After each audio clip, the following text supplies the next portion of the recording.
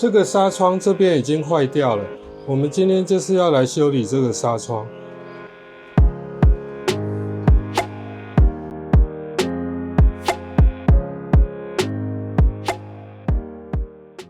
各位朋友大家好，我們今天要來修理這個紗窗。這個角落紗窗已經這樣分離了，這應該是沒辦法修理了，可能只能整塊換新的。我們先把它拆下來咯。在開始之前，我們先需要準備材料。材料很簡單，就2樣而已。第一個就是紗網，再來我們就需要準備這個壓條。一般壓條的規格有分 4.5 跟 5.5 的，如何選擇我們等一下再來說。接下來就是紗網的部分。我這一次的紗網是在特力屋購買的。特力屋除了不鏽鋼的紗網之外，一般的紗網它就有3種選擇。第一種叫做白牛筋紗網，第二種叫做特多龍紗網，第三種叫做特優銀紗網。麻煩各位訂閱、開啟小鈴鐺、按讚、分享我的影片。也歡迎各位使用熒幕下方的超級感謝，給阿寶抖內一下，請阿寶喝杯飲料，這樣子是對阿寶頻道最好的支持與鼓勵哦。這3種有什麼區別？我們可以來看一下這個表格。這個資料是從網上找的，資料有可能不是100%準確，但是可以做參考。以軟硬度來說，白牛筋紗網它就比較軟，比較有彈性。特多龍跟特優銀這2種紗網的話，它就是屬於稍微比較硬一點的。軟的話，因為它比較有彈性，所以過一陣子之後，這個網子很有可能會塌塌的。如果你要這個紗網裝了之後看起來比較挺的話，就好像襯衫一樣，有的會皺皺的，有的襯衫會比較挺。如果你喜歡比較挺的話，你可能要選材質硬一點的。這個是軟硬度的部分。耐用性的話，特多龍跟特優銀都會比白牛筋好一點，特別是特優銀的部分，因為它有增加抗 UV 的材料在裡面，所以它的耐久性是這3款裡面最好的。最後我們來說一下價格，在這個表格裡面，它顯示的是特優銀是最貴的，但是我看特力屋的價格呢，是特多龍最貴。價錢的部分給大家一個概念，不過這是特力屋的價格。以同樣的尺寸2×7尺，白牛筋的部分是132塊，特多龍的部分是285塊，特優銀的部分是205塊。所以我又詳細比較了一下這個紗網的規格，白牛筋跟特優銀，它們這個網子的密度是一樣的。我看規格顯示是每平方英寸15×13目。我們簡單說，就算它是15目的。那特多龍的部分，它價格最高285，但是它的網目比較細，它的規格是20×20目。所以簡單的說，如果你想要防比較小的蚊蟲，你就要選擇特多龍的。我在想，有可能是因為它的網子比較密，單位面積裡面使用的材料成本什麼就會比較高，所以它同尺寸的產品中，特多龍賣的最貴。我在想，這一個表格裡面，它很有可能是沒有評估到網目的粗細，所以它這邊會說特多龍的比特優銀的來的便宜。不過話說回來，價差沒有很大啦，除非你是做大面積的更換。最後我們說一下材質的部分，白牛筋的部分可能人家也叫做尼龍網，它的材質就是尼龍。特多龍跟特優銀的部分，它都是聚酯，這邊特優銀它寫改良聚酯，也就是它這邊有添加抗 UV 的材料進去。今天我這邊準備的這一卷就是2×7尺的特優銀紗網。接下來我們來說一下購買紗網的時候尺寸要如何選擇。一般來說，紗窗會有一邊比較短，一邊比較長。我們是以短邊來選擇紗網的寬度，至於長度的部分，我們就看需要來裁剪需要的長度。以我這個紗窗來說，短邊量起來接近50公分，1尺是30公分，所以我就要選擇寬度2尺的。一般是有分2尺、2.5尺、3尺、3.5尺以及4尺的，一般是這幾個規格。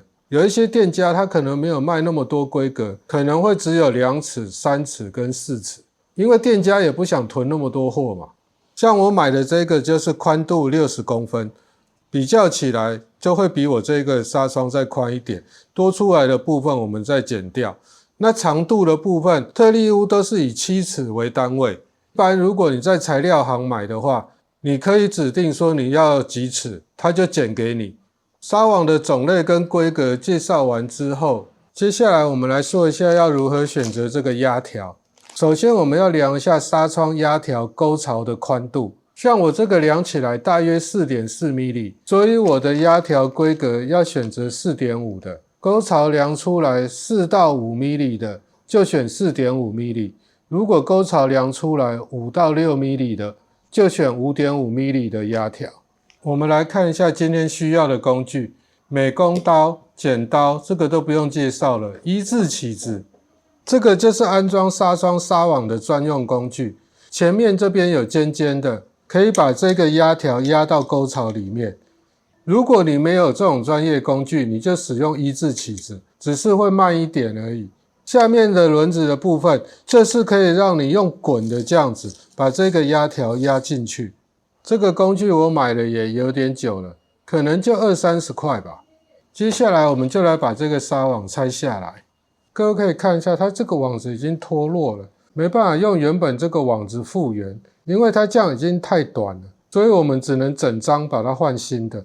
各位可以看到它這個壓條的地方，它還有一些網子壓在這邊，所以我懷疑這個網子應該是在清潔的時候有人壓得太大力，它這個網子是十字狀的交疊在一起，所以在邊緣的地方它比較會容易脫落，就好像我們衣服上面線頭脫落那種感覺。要拆除這個紗網的話，我們現在就要把這個橡皮壓條摳起來。我們可以使用1字起子，把它挖斷沒關係，反正我們都要換新的。我現在找到壓條的頭部，從這個地方挖會比較容易一點。這樣子這個壓條就可以整條拉起來。這地方被把手擋住了，我們可能需要先把把手卸下來，把這個把手螺絲卸下來，然後我們再繼續把這個壓條接着取下來，這樣子整塊網子就可以拿下來。像這個紗網的話，應該是還可以用。以後如果有比較小的紗窗，就可以用這個紗網。這個壓條因為是橡膠的，老化的會比較快。換紗網的時候，壓條建議順便換掉。剛好網子都拆下來，就用濕抹布把這個清潔一下。我們現在大概先說一下我們操作的步驟。紗網的部分，我們短邊先固定，我們就沿着這個框把壓條都壓上去。那等一下邊做的話，如果有什麼小技巧或注意的地方，我會一邊再說。紗網大概比這個溝槽再多出來2公分左右，因為壓條壓下去的話，網子會往內縮，所以不能弄得太剛好。我們要留一點出來，最後再把它切掉。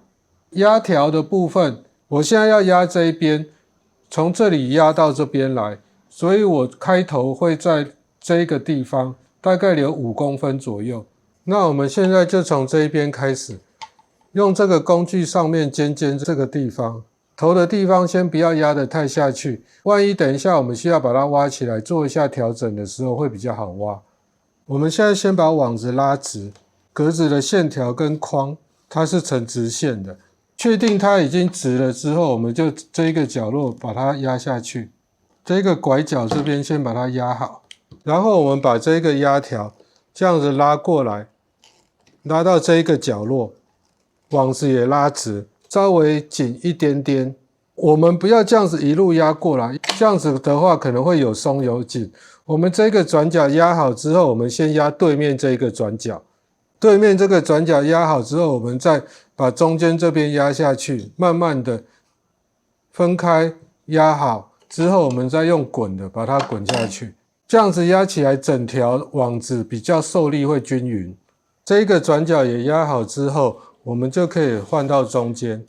我們現在就換到中間的地方，再把這個壓條壓下去，右邊的1/2的地方也把它壓下去，再換左邊這個地方，大概1/2的地方也把它壓下去。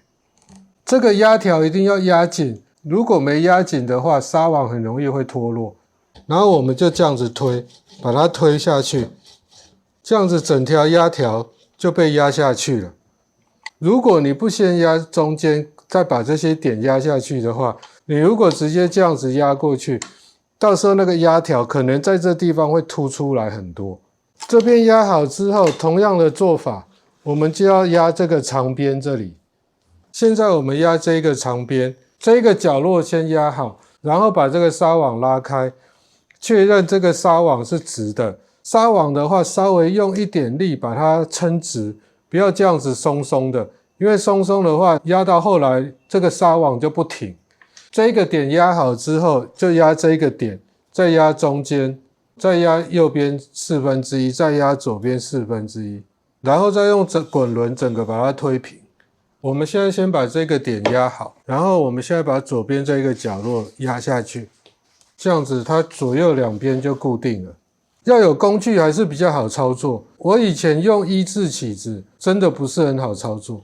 換右邊1/4處，再換左邊1/4處這個地方。接下來我們就可以用滾輪的部分把它滾下去。我剛剛想要說的就是這個。你必須先要分成好幾個點，先把它壓下去。如果你直接用推的話，很有可能會有這種現象出現。這個壓條推到最後，就會有這樣子凸起的問題。我們就需要再把它拔起來。這次要多壓幾個點，然後我們再用滾的，這樣就不會有凸起的問題。同樣的方法，我們就把這一條做完。用滾的一定要大力壓緊。因為沒壓緊的話，等一下我們另外一邊一拉，這邊會彈出來。我們現在已經是第4個角落了，在壓這個角落的時候，紗網一定要拉緊。如果沒拉緊的話，紗網到時候裝起來會塌塌的。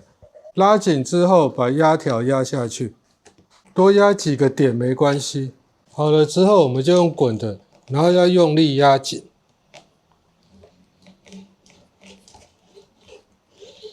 現在我們要準備處理最後一邊了，大概找到中間的地方，我們也是要把這個紗網拉緊，然後用工具把壓條壓下去。因為這個已經是最後一邊了，每壓一個點都要確認紗網是拉緊的狀態，可以稍微檢查一下這個紗網的緊度，看看有沒有鬆鬆的，確認真的都沒問題，我們再用滾的。因為滾下去要拔起來不太好拔。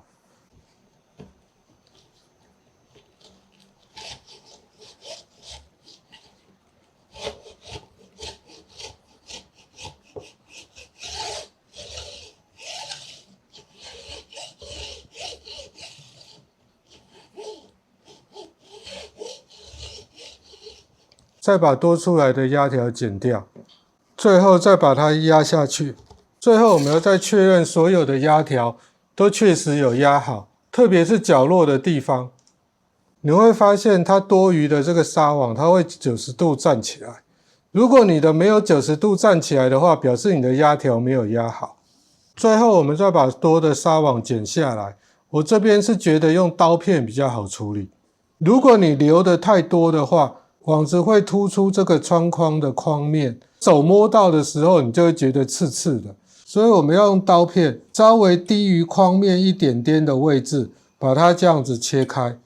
然後也要注意紗網不能留太少，如果你切得太下面的話，很有可能網子容易鬆脫。或者你要拉着這個紗網，然後刀片平貼在這個框面上面，這樣子割也可以。好了，這個紗網這樣子就換成功了。可以看一下我裝的還是蠻緊緻的。我也不是專業的，反正這種東西概念大概就這樣子。我們今天的分享就到這邊。如果喜歡我的影片，記得幫我按個讚，然後分享我的影片哦。我們下次見，拜拜。